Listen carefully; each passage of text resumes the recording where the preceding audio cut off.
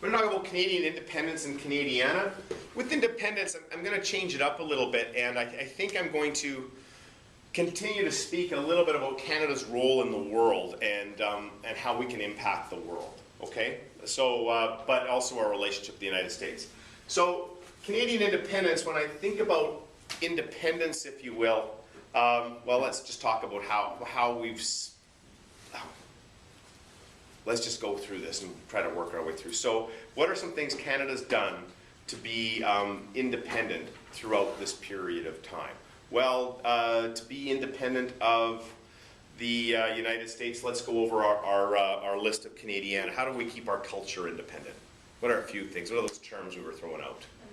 The Massey Commission. There we go. So let's jump all the way back to the dreaded Massey Commission. And the Massey Commission recommended that the CBC become a TV station. Yay! Again, this is defending Canadian culture from that influx from the United States. We also had something called, what was it called when you're a poet and you need money? What's that called? The Canadian... Arts. Was it Arts Commission? You got it in front of you. Help me out. Canadian Council. The Canadian Council for the Arts? Canada Council for the Arts. There we go. The Canada Council for the Arts is where you would go if you wanted money and you were a struggling author. Okay, again, this is to try to improve Canadian culture over time. Something called the National Film Board, the NFB. Now, the NFB had actually been around, we didn't know this, since the 1930s. It was used to create propaganda in the Second World War. But after that, it was for, if you're a Canadian filmmaker and wanted to make a movie, you can go to the National Film Board, they give you some support. And that way, you know, a block against Hollywood. Not a great block, but a block against Hollywood. Another block against Hollywood, the CRTC. And the CRTC is literally, they license Canadian radio and television. They license the airwaves. You want to start a radio station, you've got to get permission from the CRTC.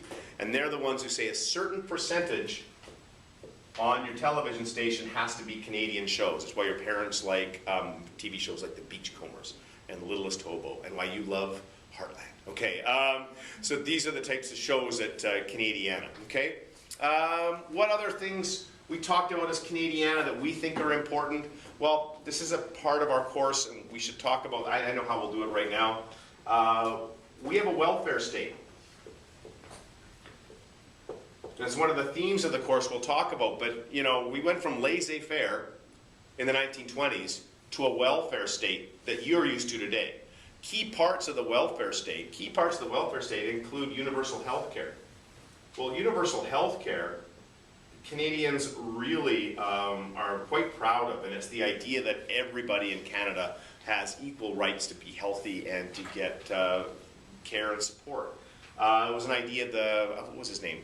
The idea of the CCF in Saskatchewan would become the NDP. What was the father of healthcare? What was his name? CBC's most famous Canadian.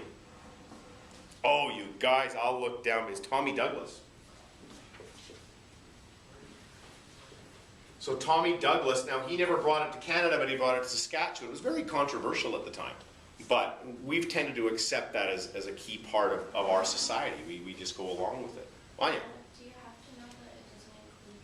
I don't think they were going to ask you, does universal health care include dental? That was just our conversation.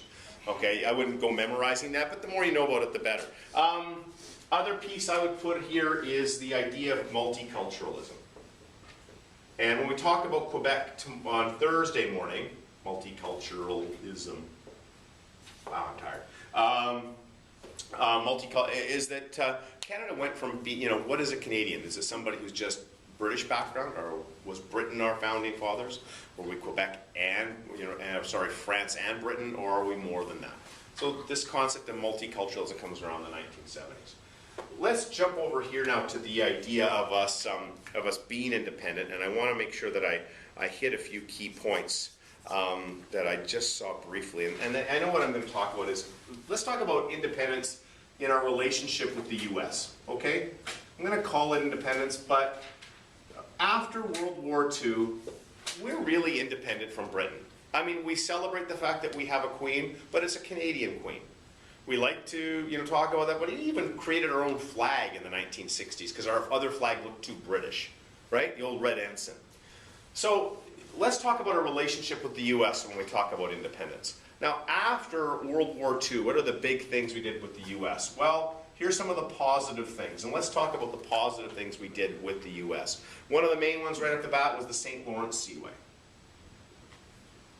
And we built that with the United States. It was good for our economies, and we built it together. Okay? The Auto Pact. Again, good for us. Good for the United States. We've got jobs. American companies are able to sell cars in Canada without big tariffs. Also, good for the U.S. And then the last one I fired down here was NAFTA, which was very recent. But on the negative side, we've already talked about the politics piece, but don't forget FIRA, which is something called the Foreign Investment Review Agency. And as such, we were still concerned that the U.S. was buying up Canadian businesses and other countries. So we always have this sort of give and take when it comes to our economy and our relationship with the United States. So if I was being asked a question about Canadian independence following following the Second World War, I'd be thinking in terms of our role with the UN, when we said no, we're not going to get involved with Vietnam, all those pieces. But also remember these, and you did an essay on this topic, so you did pretty well. There's two pieces we haven't mentioned right now, and I'm going to throw them at the bottom right now, just as last two pieces. One is CETA. We'll actually talk about CETA today in class. That's the idea of Canada giving financial support, charitable support to other countries, and this is the group that organized it. And they're the ones that organized something called Tide Aid, right? This goes along with our concept of being a middle power, that we help out nations in need. And then the last one is, and you asked me to mention it, so I'll talk about it today, the Landmines Treaty. This is the Treaty of Ottawa, I believe. It was an attempt in Canada by the UN to outlaw landmines, and it failed. Because a number of nations wouldn't agree. They wouldn't agree to go along with it. They want to use landmines. They're cheap. Of course, the problem with landmines is they last forever. Those are just two asides.